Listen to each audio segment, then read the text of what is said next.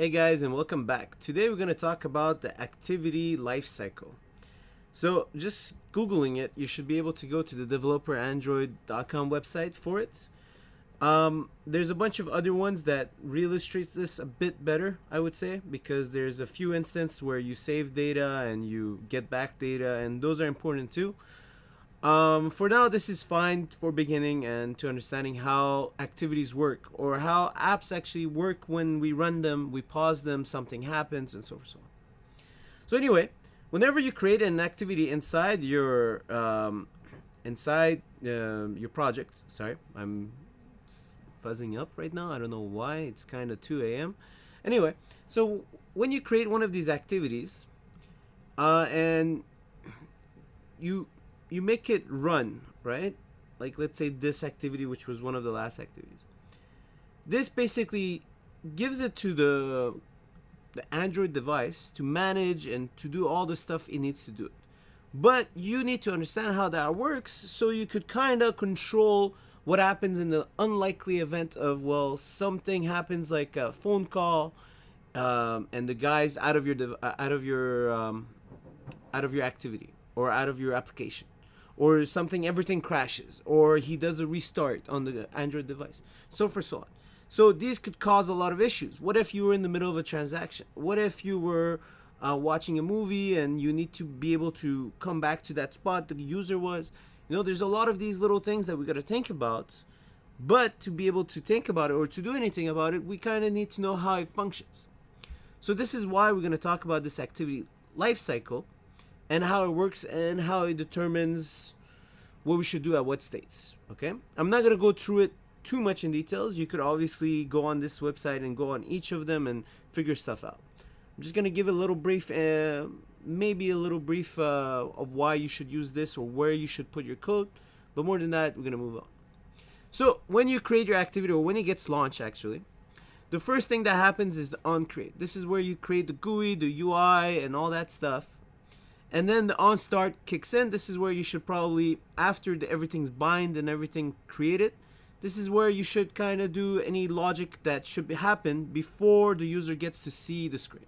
Notice one thing, the onCreate, onStart, and onResume, in all three cases, the screen is still not being displayed to the user. Now, onResume, we're going to get back to it for a second.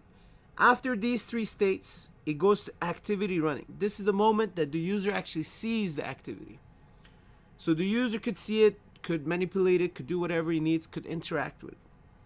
Then something happens and it goes on pause. This being the user got out of the app, the user got some other app that forced it, or etc. First thing it's going to do is on pause. The moment it gets on pause, this is the moment it kind of turns it off the screen. It's partially sometimes visible, sometimes it's not visible at all. Okay? And let's say he got a call or something, and the call ended, right away from the on pause, it could go back on resume. This is the moment you want to get back to whatever state you paused, right? So, giving you a good example of this, let's say you're in the middle of a game, and the user was about to attack, but there's like a time thing and so forth, so on.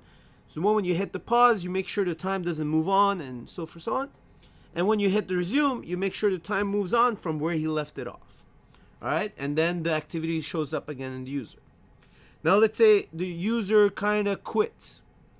Then it's gonna get on pause, on stop, on destroy, activity shutdown. So let's go through this. The moment it happens on stop, this is where you want to severe connections if you have with the database, make sure everything's saved. Like anything that's necessary, you want to put it on stop, right? On destroy, it's kind of the unnecessary stuff because sometimes you don't want to last too long on stop. You don't want to put too much pressure in there. Otherwise, the Android device might do something unexpected. So you want to put the stuff that we don't care so much, but should still happen when the activity ends on the undestroy part. Okay? Now, why do you want to put the unnecessary stuff on the undestroy? Well, the thing is, sometime on stop will not go to undestroy afterwards. It will directly get killed. So directly your activity is done, shut down.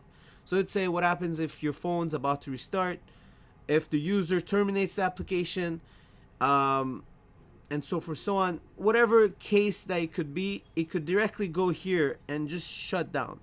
So it won't do the on destroy, and you might lose out on whatever database you needed to save and so forth. So it could also be that the user navigates to a different activity. Okay, so we're at the on stop, we finished. Now the user navigated back to the activity. This is the moment it does on restart. Right? It doesn't need to create the GUI anymore. It just needs to restart whatever it needs to do to begin that activity, or what's supposed to happen at the beginning of that activity. Right? It's not the same as an on pause. But yeah.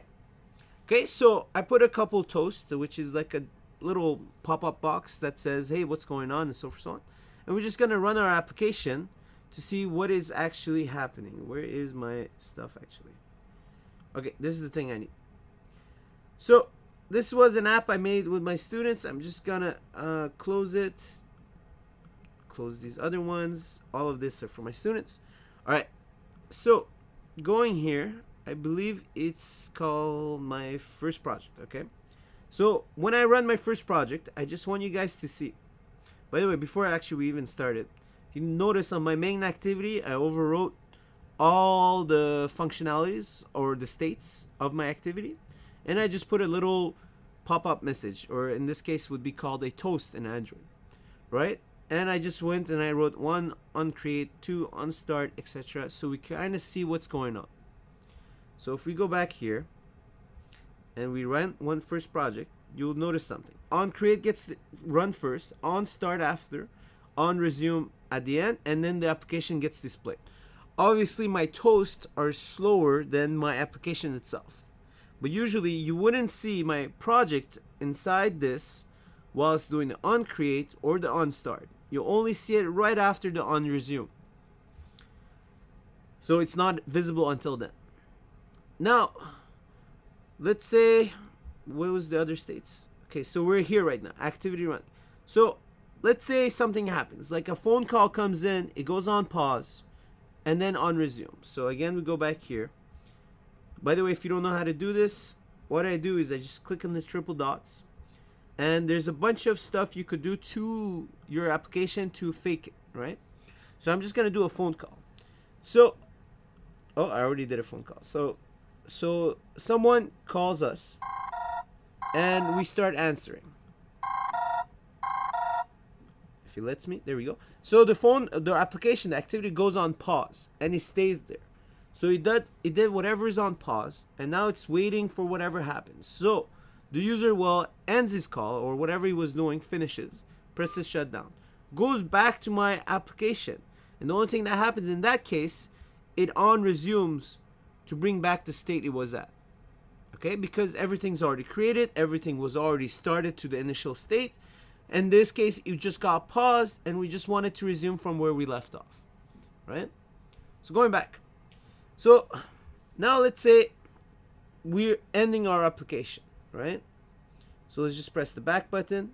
We get on pause, on stop, on destroy, right? So my application exited and exited cleanly, so it did all the steps required. So let's just try to crash the application. So we're just going to restart it, on create, etc., etc. So the activity doesn't exist anymore. But now, on pause, on stop, and let's see if we could just crash it. Okay, notice at on stop, it never got to on destroy because the activity was killed by the user. So this is really important to know that this part is the necessary stuff you need to do, and we'll come back to this eventually in the tutorials. Now we got one last one left here, is the on restart. So actually I want to show you a special case for the on restart. So when I'm running it, oops, wrong activity, my bad. Let me just exit this, bring this up. It was called first project.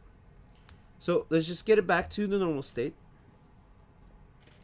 I want to show you what happens when we actually tilt my screen, right? So let's tilt my screen.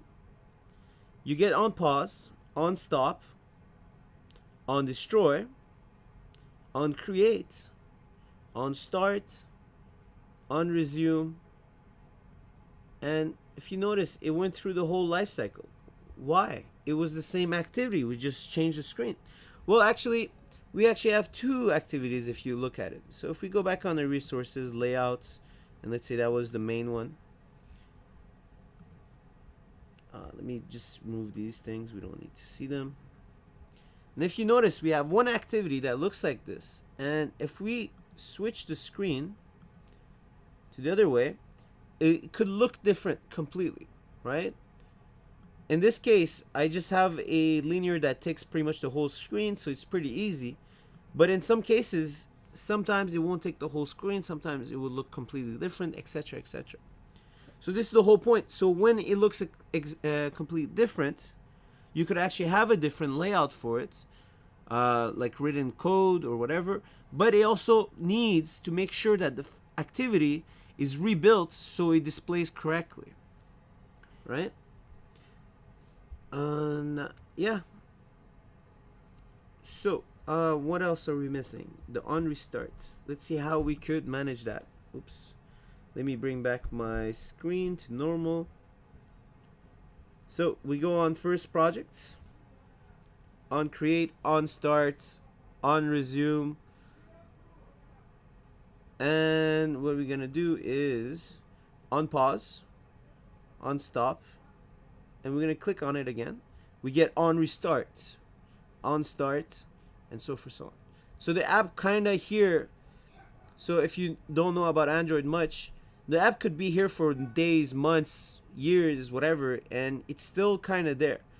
So, however, even though it's there, and most of the most of the UI is still there, present somewhere stored, it will just need to rerun the initial states in for you, right? So I'm trying to think of a good example for this. I can't think of it really well.